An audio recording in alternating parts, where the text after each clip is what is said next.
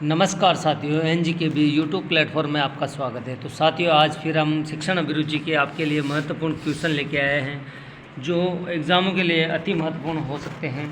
साथियों, शिक्षण अभिरुचि को समझना, सकारात्मक सोच के साथ आंसर देना, ये एक विद्यार्थी के ऊपर निर्भर करता है। विद्यार्थी की कितनी सकारात्मक सोच होती है।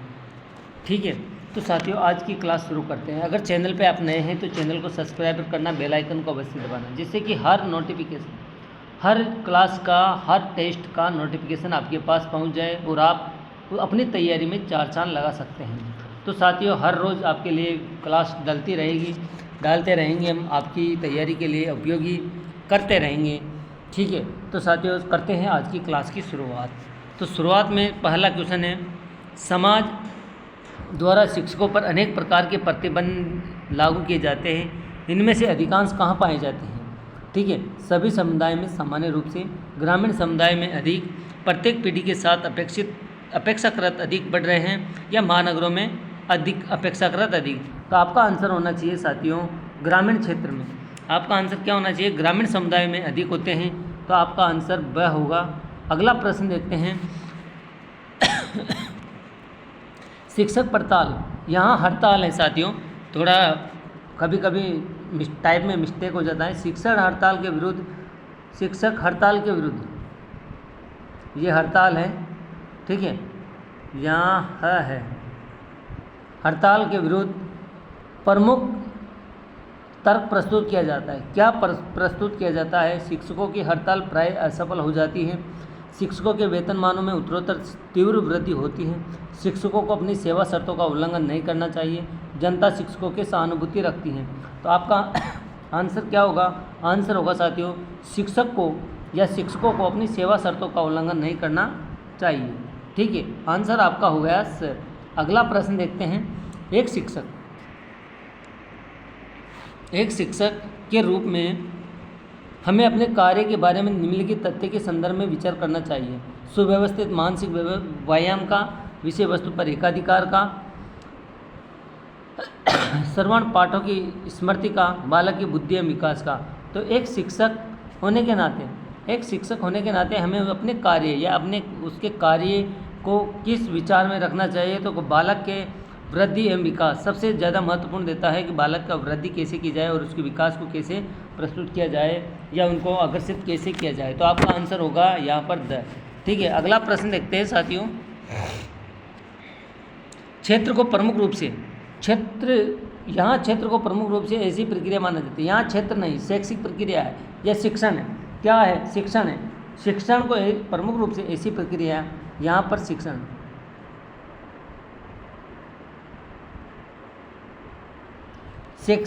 को प्रमुख रूप से ऐसी प्रक्रिया माना जाता है जो छात्रों को दिशा निर्देश करती हैं, जो छात्रों से प्रश्न पूछकर उनके उत्तरों का मूल्यांकन करती हैं, जिसमें छात्रों के स्मृति पाठों को श्रवण किया जाता है, जो छात्रों के विचार को परिपक्व करते हैं। आंसर क्या होगा साथियों? आंसर समझना, शिक्षण को प्रमुख रूप से ऐसी प्रक्रिया माना जाता है जो छात्रों को प्रश्न पूछकर उनके उत्तरों का मूल्यांकन किया जाता है। आपका आंसर होगा ब। ठीक है साथियों, क्योंकि शिक्षण कार्य के दौरान जब एक अध्यापक शिक्षण कार्य करवाता है तो छात्रों से साथ का साथ मूल्यांकन करता है, प्रश्न पूछकर करता है, बच्चों को अपने विचारों का अवसर पर पूछने, अपने विचार प्रकट करने के अवसर देना चाहिए। अगला प्रश्न देखते हैं। शिक्षक का प्राथमिक कर्तव्य क्या है? क्या होता है शिक्षक का प्राथमिक कर्तव्य? एक सर्विस टैक्स स्टेशन सहायक की तरह छात्रों को अनेकानेक प्रकार के ज्ञान को पूर्ण करता है या नहीं है साथियों? एक मंत्री की तरह जो छात्रों को व्यक्तिगत एवं आध्यात्मिक आवश्यकताओं की पूर्ति करता है, ये भी नहीं हो सकता। एक पथ प्रदर्शक की तरह छात्रों के अधिक विकास को प्रशस्त करता है, हाँ ये हो सकता है। अगला देखते हैं। जो एक निर्देशक की तरह जो कक्षा में छात्रोपयोगी अनुभवों एवं चयन एवं व्यवस्था करता है। तो साथियों आपका सटीक आंसर बैठता है स।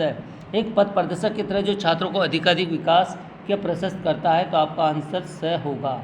अगला प्रश्न देखते हैं। निम्न में से कौन सा कथन शिक्षक की सर्वोच्च या सर्वोत्तम कक्षीय स्थिति की ओर संकेत करता है?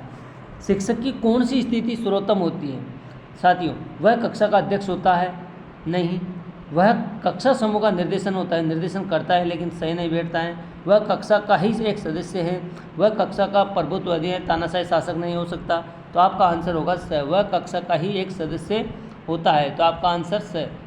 ठीक है। एक अच्छा अध्यापक कक्षा का सदस्य रहकर ही छात्रों को अपने मित्रवत व्यवहार के साथ ही शिक्षण कार्य कराता है, सर्वोत्कृष्ट शिक्षण कार्य माना जाता है। ठीक है। अगला प्रश्न देखते हैं। यदि शिक्षण के दौरान छात्रों को कुछ भी याद नहीं हुआ या सीखा है तो क्या कहा जाएगा? शिक्षण नहीं हुआ, अध्यापन नहीं हुआ, अध्ययन नहीं हुआ या परीक्षा नहीं ली गई, छात्रों का ठीक अवलोकन नहीं किया गया। तो साथियों, जब छात्रों को कुछ याद नहीं हुआ या सीखा गया तो छात्र क्या कहा जाएगा? शिक्षण नहीं हुआ, यही समझा जाएगा, यही कहा जाएगा। आपका आंसर होगा अगला प्रश्न। शिक्षा शास्त्रियों की मान्यता है कि शिक्षण में सर्वाधिक चुनौती निहित होती हैं या निहित रहती हैं। शिक्षण शास्त्रियों की क्या मान्यता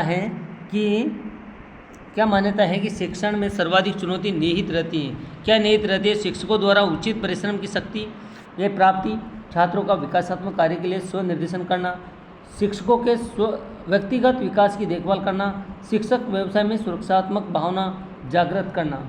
आंसर क्या होगा? साथियों, शिक्षा शास्त्रियों की मान्यता है कि शिक्षण में सर्वाधिक चुनौती रहती हैं। क्या रहती हैं? छात्रों को विकासात्मक कार्य के लिए स्व निर्देशित करना सबसे ज़्यादा चुनौतीपूर्ण होती है, तो आपका आंसर होगा ब। ठीक है। अगला प्रश्न। एक प्रजातांत्रिक कक्षा में शिक्षक का निम्नलिखित दायित्व होता है। एक अध्यापक का प्रजातांत्रिक या लोकतांत्रिक कक्षा में छात्रों को मित्रवत व्यवहार के साथ कक्षा में जब शिक्षण कार्य कराए जाते हैं तो शिक्षक का क्या दायित्व रहता है? छात्रों को पूर्ण स्वतंत्रता प्रदान करना, छात्रों को कई विकल्पों में से किसी एक विकल्प को चुनने की छूट प्रदान करना, छात्रों को यह बताना कि बौद्धिक चयन कैसे किया जाता है, या फिर छात्रों को बौद्धिक चयन कार्य में निपुणता बनाना। साथियों, आंसर क्या होगा? एक प्रजातांत्रिक शिक्षक को क्या दायित्व होता है? छात्रों को पूर्ण स्वतंत्रता प्रदान करता। ये भी सत्य हो सकता है, क्योंकि वो स्वतंत्र रहेंगे तो क्लास का माहौल बिगड़ जाएगा। छात्रों को कई विकल्पों में से किसी एक विकल्प को चुनने की छूट दी जाए, तो ये भी उचित नहीं बैठता है। छात्रों को यह बताना कि बौद्धिक चयन कैसे किया जाता है। हाँ, ये हो सकता है, लेकिन सटीक आंसर नहीं बैठ रहा है। छात्रों को बौद्धिक चयन का कार्य में निपुण बनाना। तो साथियों, आंसर होगा आपका द। छात्रों को बौद्धिक चयन कार्य में निपुण बनाना। वो कैसे बच्चे अपने बौद्धिक का विकास करें या बुद्धि का विकास करें, या प्रश्नों को कैसे चुने, कैसे आंसर दे, इस तरीके का आंसर दिया जाता है। तो आपका आंसर होगा यहाँ पर द। अगला प्रश्न। एक प्रजातांत्रिक शिक्षक का प्रमुख कार्य है। प्रजातांत्रिक शिक्षक का प्रमुख कार्य क्या होता है? छात्रों को पाठ्यक्रम के संदर्भ में समुन्नत करना, छात्रों को अनुशासन संबंधी नियमों का निर्माण करना, छात्रों को अधिकाधिक स्वनिर्देशन की ओर प्रेरित करना, और छात्रों में नेतृत्व भावना की खोज करना या उसका विकास करना। तो आपका आंसर क्या होगा? आंसर होगा साथियों, छात्रों को अधिकाधिक स्वनिर्देशन की ओर प्रेरित करना। तो आपका आंसर होगा स। ठीक है। अगला प्रश्न देखते हैं। एक प्रजातांत्रिक कक्षा वह है जिसमें सभी निर्णय छात्रों द्वारा सामूहिक रूप से लिए जाते हैं। शिक्षक की अनुमति के बिना छात्र निर्णय लेने में असमर्थ होते हैं। शिक्षक एक पृथक समूह के रूप में होता है तथा कक्षा के निर्णय को प्रभावित नहीं करता है। और शिक्षक छात्र दोनों सहकारिता के आधार पर पारस्परिक हित लाभ के लिए उचित निर्णय लेते हैं। आंसर क्या होगा? साथियों, एक प्रजातांत्रिक कक्षा में शिक्षक छात्र दोनों सहकारिता के आधार पर पारस्परिक हित के लिए उचित निर्णय लेंगे। तो आपका आंसर होगा साथियों द। आंसर क्या होगा आपका? द आंसर होगा, क्योंकि शिक्षक और छात्र दोनों के समन्वय से या समायोजन से सहकारिता के आधार पर पारस्परिक हित का लाभ उचित निर्णय लेंगे। अगला प्रश्न। निम्नलिखित में से किस कथन के द्वारा प्रजातांत्रिक कक्षा की झलक मिलती है? प्रजातांत्रिक कक्षा की झलक मिलती है। छात्रों को कक्षा में बैठने, उठने तथा किसी भी सदस्य के साथ कार्य करने की पूर्ण स्वतंत्रता प्रदान की जाए। छात्रों को कक्षा के नियमों के अनुकूल पूर्ण स्वतंत्रता प्रदान की जाए, या छात्र कक्षा में पाठ्यक्रम संबंधी अनुभव के बारे में स्वयं निर्णय लें। केवल कुछ छात्रों को ही कक्षा में प्रशासन में सहभागिता बनाए जाए। तो आंसर क्या होगा? आंसर होगा साथियों, छात्र कक्षा में पाठ्यक्रम संबंधी अनुभव के बारे में स्वयं निर्णय ले। आंसर क्या होगा? 12।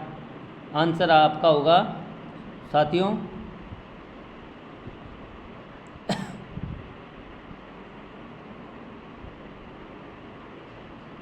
आंसर क्या होगा? स। ठीक है, अगला प्रश्न देखते हैं। कक्षा के आधार पर यह सिद्धांत नियम कक्षा के आधार पर सिद्धांत या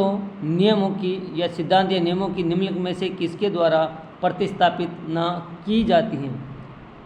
साथियों कक्षा में या कक्षा के आधारीय सिद्धांतों पर नियम या सिद्धांत की निम्नलिखित में से किसके द्वारा प्रतिस्थापित, यानी कि कक्षा हो या विद्यालय, उसमें जो विद्यालय में नियम है वो किसके द्वारा प्रतिस्थापित किए जाएंगे, ये पूछ रहा है। तो प्रधान अध्यापक के द्वारा, या छात्र समूह के द्वारा, छात्र शिक्षक के द्वारा, या छात्र अनुशासन समिति के द्वारा।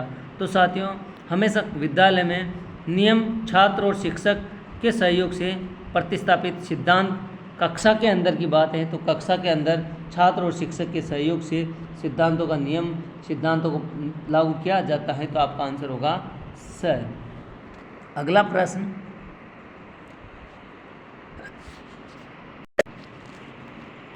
शिक्षक का सर्वाधिक महत्वपूर्ण कार्य है। क्या कार्य है शिक्षक का सर्वाधिक महत्वपूर्ण? अनुशासन, प्रबंधन, विषय वस्तु शिक्षण, समस्या समाधान प्रशिक्षण, छात्र दिग्दर्शन। तो आंसर आपका क्या होगा? महत्वपूर्ण कार्य में आंसर होगा आपका छात्र दिग्दर्शन। ठीक है, छात्रों के उसके भविष्य को दिखाना, उसके भविष्य के निर्माण में कार्य करना। तो आपका आंसर होगा 10। अगला प्रश्न, शिक्षकों के लिए निम्नलिखित में से कौन सा कर्तव्य सर्वाधिक अमान्य घोषित किया गया है? कौन सा कार्य शिक्षक के कर्तव्य में अमान्य है? नंबर 1 ऑप्शन, छात्रों के घर पर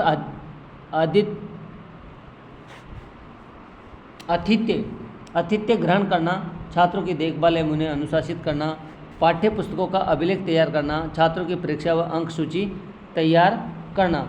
आंसर क्या होगा? तो साथियों शिक्षक का एक सर्वाधिक कर्तव्य अमान्य पूछा है, मान्य नहीं अमान्य। तो आंसर होगा आपको छात्रों के घर पर अतिथि ग्रहण या एक मेहमान के रूप में जाना, ये अच्छा नहीं है। तो आपका आंसर होगा ठीक है।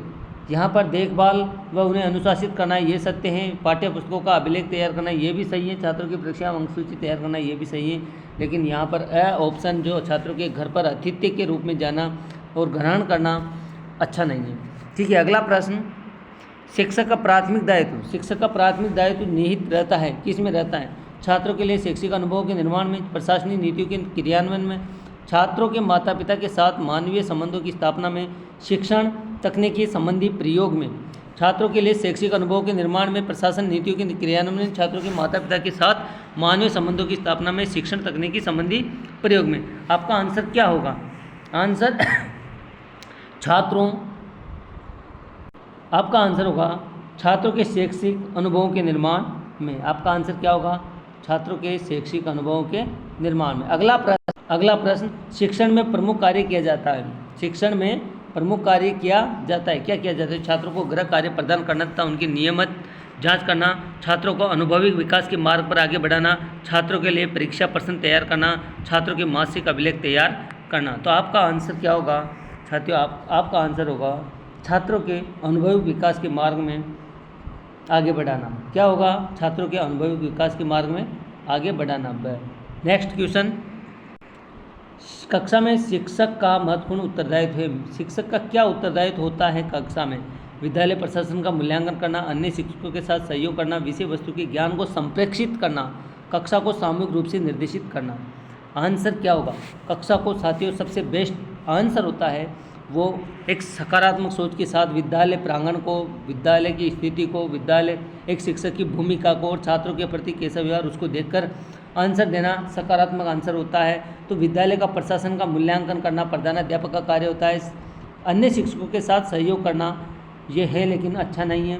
विषय वस्तु के ज्ञान को संप्रेषित करना, विषय वस्तु को ज्ञान को देना लेकिन सामूहिक रूप से निर्देशित करना, एक कक्षा का सामूहिक रूप से निर्देशित करना सबसे उचित आंसर है आपका द। ठीक है, अगला प्रश्न, शिक्षा में मापदंडों के निर्धारण में शिक्षक की भूमिका है। शिक्षा के मापदंडों के निर्धारण में शिक्षक की प्रमुख भूमिका क्या है? कक्षा के समस्त छात्रों के लिए निश्चित नियमों का निर्धारण करना, छात्रों को स्वनिर्देशित करना कि वे व्यक्तिगत सामूहिक कल्याण भावना में मापदंडों का निर्माण करें तथा विद्यालय के नियमों का कठोरता से पालन करें। मापदंडों की बिना चिंता किए शिक्षण अधिगम प्रक्रिया को समन्वित करना। तो साथियों क्वेश्चन को समझना एक बार फिर, शिक्षक के मापदंडों, जो शिक्षा के मापदंड को निर्धारण में शिक्षक की महत्वपूर्ण भूमिका क्या होती है? कक्षा के समस्त छात्रों के लिए निश्चित नियम होते हैं? नहीं। छात्रों को स्वनिर्देशित करना भी व्यक्तिगत एवं सामूहिक कल्याण की भावना का मापदंड? हाँ, ये हो सकता है। अगला ऑप्शन देखते हैं, विद्यालय के नियमों को कठोरता से पालन, ये भी नहीं हो सकता। मापदंडों के बिना चिंता, यहाँ चिंता नहीं है, चिंता किए, मापदंडों की बिना चिंता किए शिक्षण अधिगम प्रक्रिया को समझिए, ये भी नहीं है। तो आपका आंसर होगा साथियों ब। आपका आंसर क्या होगा? ब। अगला प्रश्न देखते हैं, विशिष्ट छात्रों के संदर्भ में कक्षा अध्यापक का प्राथमिक कर्तव्य है। विशिष्ट छात्रों के संदर्भ में कक्षा अध्यापक का प्राथमिक कर्तव्य क्या है? वह इन बालकों को उचित उपचार दे, वह बालकों की उपेक्षा करें,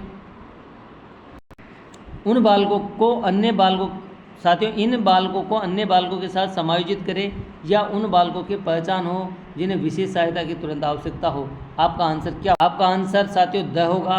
उन बालकों की पहचान हो जिन्हें विशेष सहायता की आवश्यकता हो, इस आपका आंसर द। इस प्रकार आज के ये महत्वपूर्ण क्वेश्चन है साथियों 20 क्वेश्चन। अगर आपको अच्छा लगे तो कमेंट्स करना, लाइक करना और बेल आइकन को अवश्य दबाना, जिससे कि हर मॉडल टेस्ट का नोटिफिकेशन आपके पास पहुंच सके। धन्यवाद। जय हिंद, जय भारत।